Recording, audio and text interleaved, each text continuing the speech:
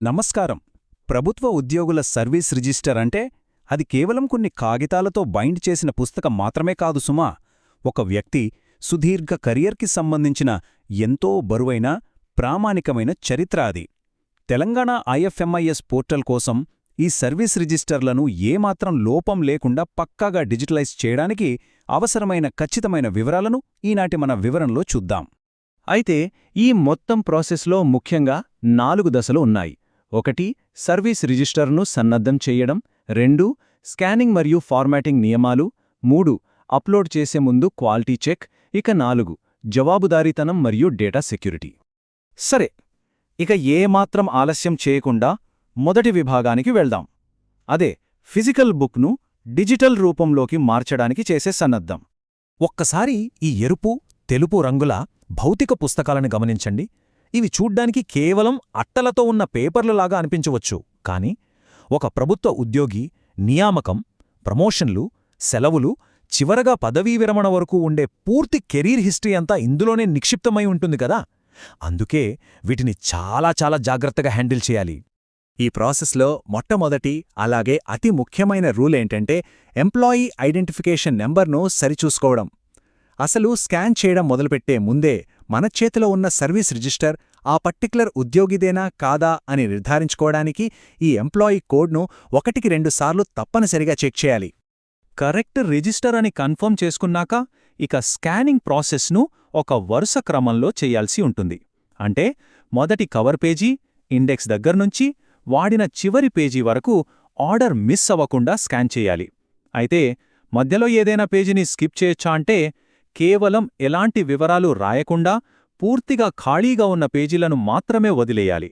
చిన్న వివరాలు ఉన్నా సరే ఏ ఒక్క పేజీ కూడా అస్సలు మిస్ అవ్వకూడదు. ఇప్పుడు రెండవ విభాగం చూద్దాం. అదే స్కానింగ్ మరియు ఫార్మాటింగ్కి సంబంధించిన ఖచ్చితమైన నియమాలు. సిస్టమ్ రిక్వైర్మెంట్స్ ప్రకారం చూస్తే స్కాన్ చేసిన పేజీలన్నింటినీ కలిపి ఒకే ఒక్క పీడీఎఫ్ డాక్యుమెంట్గా మాత్రమే తయారు చేయాలి.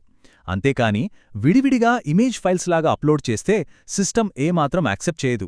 అన్నీ కలిపి ఒకే ఫైల్గా ఉండటమనేది ఇక్కడ చాలా చాలా ముఖ్యం. 50. అవును, ఈ నంబర్ను బాగా గుర్తుపెట్టుకోండి. మనం అప్లోడ్ చేయబోయే పీడీఎఫ్ డాక్యుమెంట్ ఫైల్ సైజ్ ఖచ్చితంగా 50 మెగాబైట్స్ అంటే 50 MBకి మించకూడదు. ఈ మ్యాక్సిమం లిమిట్ని సిస్టమ్ చాలా స్ట్రిక్ట్గా ఫాలో అవుతుంది. మరొకవేళ ఫైల్ సైజు 50 MB కంటే ఎక్కువగా ఉంటే ఏం చెయ్యాలి? సింపుల్, ఆ ఫైల్ సైజుని తగ్గించాలి.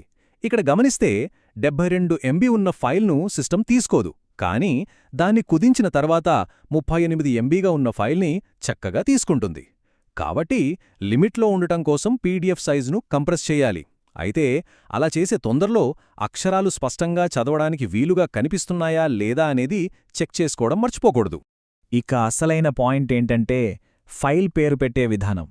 ఇది ఖచ్చితంగా SR_employee code_employee పేరు .pdf అనే ఫార్మాట్లోనే ఉండాలి. ఉదాహరణకు SR_1234567_Ramesh Kumar.pdf అని ఉండాలి. ఫైల్ పేరులో ఏ చిన్న తేడా ఉన్నా లేదా ఎక్స్ట్రా అక్షరాలున్నా సరే సిస్టమ్ ఒప్పుకోదు. ఇది పక్కాగా గుర్తుంచుకోవాలి. ఇక మన ప్రాసెస్లో మూడవ విభాగానికి వచ్చేశాం. అదే నాణ్యతా తనిఖీ. అప్లోడ్ చేసే ముందే ఇది మనం పక్కాగా చేయాల్సిన చాలా క్రిటికల్ స్టెప్. ఒక్క క్షణం ఆ అప్లోడ్ బటన్ నొక్కే ముందు నిజంగానే అంతా పర్ఫెక్ట్గా సిద్ధంగా ఉందా?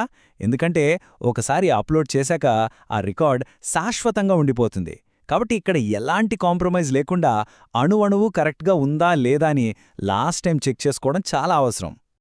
ఒక పర్ఫెక్ట్ పీడీఎఫ్ డాక్యుమెంట్కి ఉండాల్సిన విజువల్ చెక్లిస్ట్ ఇక్కడ స్పష్టంగా చూపిస్తోంది కదా.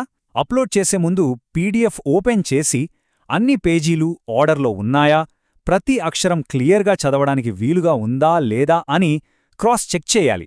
ఒకవేళ ఏమైనా పేజీలు మిస్ అయినా, మసకగా ఉండి చదవడానికి ఇబ్బందిగా ఉన్నా, లేదా పేజీలు వంకరగా స్కాన్ అయినా సరే వెంటనే ఆ ఫైల్ను పక్కన పెట్టేసి మళ్లీ మొదటినుంచి స్కాన్ చేయాల్సిందే. ఇక చివరిగా 4వ విభాగం జవాబుదారీతనం మరియు డేటా సెక్యూరిటీ. ఇది ఎంతో ముఖ్యమైన విషయం. ఈ సిస్టంలో రూల్స్ చాలా స్ట్రిక్ట్గా ఉంటాయి. ఒకసారి అప్లోడ్ చేసిన డాక్యుమెంట్లను ఏ విధంగానూ డిలీట్ చెయ్యలేం.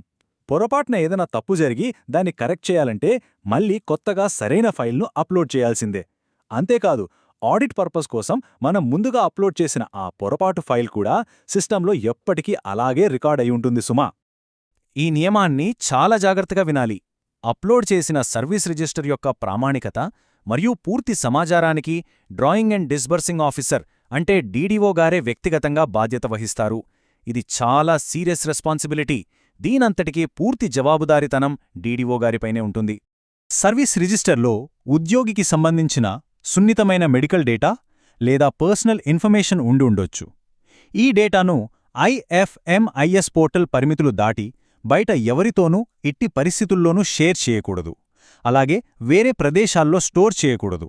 ఆ డేటా కాన్ఫిడెన్షియాలిటీని మనం 100% మెయింటైన్ చేయాలి.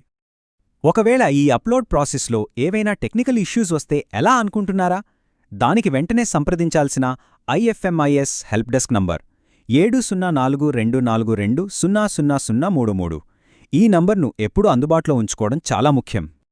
అయితే ఈ హెల్ప్ లైన్ ఎప్పుడంటే అప్పుడు అందుబాటులో ఉండదు. కేవలం పని దినాల్లో ఉదయం 11 గంటల నుండి సాయంత్రం 5 గంటల వరకు మాత్రమే ఈ సపోర్ట్ అందుబాటులో ఉంటుంది. ఆ టైం లోపలే మనం కాల్ చేసి సమస్యను పరిష్కరించుకోవచ్చు. ఇక ముగించే ముందు ఒక చిన్న ప్రశ్న. మనం చేయబోయే తదుపరి అప్లోడ్ మన తోటి ఉద్యోగి సుదీర్ఘ కెరీర్ హిస్టరీని పర్ఫెక్ట్గా అంతే సేఫ్గా భద్రపరుస్తుందా? మన డిజిటల్ ఆర్కైవ్స్ అద్భుతంగా ఉండాలంటే మనం ప్రతి చిన్న స్టెప్ను ఎంత జాగ్రత్తగా ఫాలో అవుతాము అనే దానిపైనే ఇది ఆధారపడి ఉంటుంది.